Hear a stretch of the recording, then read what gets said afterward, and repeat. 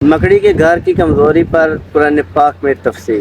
قرآن مجید میں اللہ تعالیٰ نے مکڑی کے گھر کو دنیا کے کمزور ترین گھروں میں سے ایک قرار دیا ہے، جس میں ظاہری اور معنوی دونوں کمزوریاں شامل ہیں۔ آیت کریمہ۔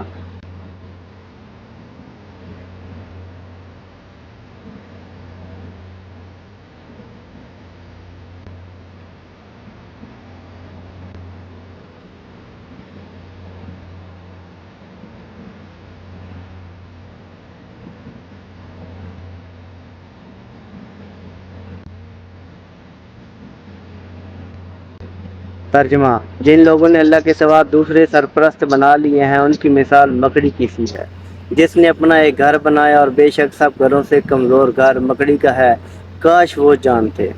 ظاہری کمزوری۔ مکڑی کے جالے کی ظاہری کمزوری انسانی آنکھوں سے بھی دیکھی جا سکتی ہے۔ جالا باریک دھاگوں سے بنا ہوتا ہے جو آسانی سے ٹوٹ جاتا ہے۔ آیت کریمہ۔ خلق الإنسان ضعيفا۔ انسان کو کمزور پیدا کیا گیا ہے۔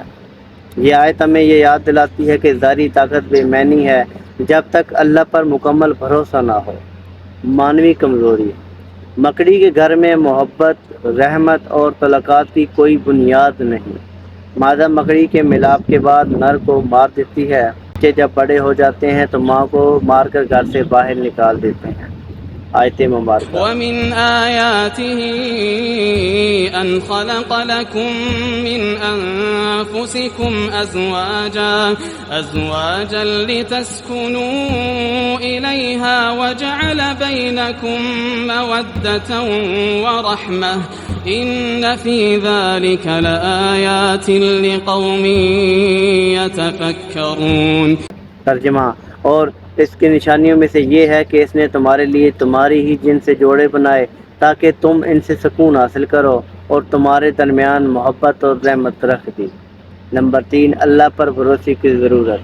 جو لوگ اللہ کو چھوڑ کر دنیاوی سہارے تلاش کرتے ہیں، ان کا انجام مکڑی کے جالے جیسا ہوتا ہے جو کسی بھی مشکل میں مدد نہیں کر سکتا۔ آیت مبارکہ۔